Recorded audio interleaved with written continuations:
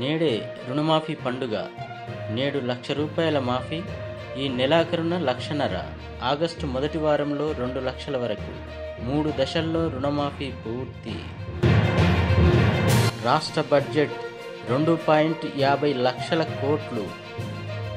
ఈ నెల 25న శాసనసభలో ప్రవేశపెట్టే అవకాశం.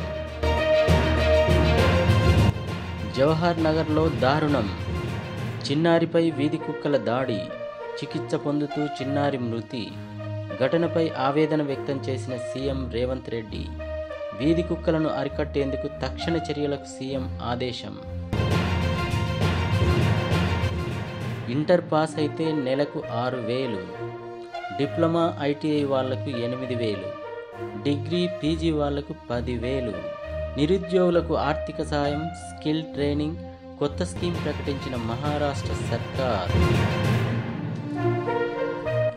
మళ్ళీ టీఆర్ఎస్ తెర మీదకు. పార్టీ పేరు మార్పు ఇష్యూ. హరీష్ రావు మెడలో టీఆర్ఎస్ కండువా ప్రత్యక్షం. పేరు మార్పుపై ఎన్నికల సంఘాన్ని ఆశ్రయించాలనే యోచన. ప్రాజెక్టులు పూర్తి చేసేందుకు రూట్ మ్యాప్. చివరి దశలో ఉన్న ప్రాజెక్టులు ముందు పూర్తి చేయండి. అధికారులకు మంత్రి ఉత్తమ్ ఆదేశం. పార్టీ మారిన ఎమ్మెల్యేల సెగ్మెంట్లలో ఉప ఎన్నికలు పక్కా. సుప్రీంను ఆశ్రయించి డిస్క్వాలిఫై చేయించేదాకా నిద్రపోం హరీష్ రావు. 600 మళ్ళీ బీఆర్ఎస్దే అధికారమని కామెంట్. మహారాష్ట్రలోని గడ్చిరోలిలో భారీ ఎన్కౌంటర్.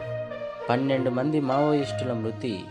ఎదురుకాల్పుల్లో 2 జవాన్లకు గాయాలు. ఆరోగ్యశ్రీకి కొత్త కార్డులు. యూనిక్ ఐడితో ఇవ్వనున్న ప్రభుత్వం.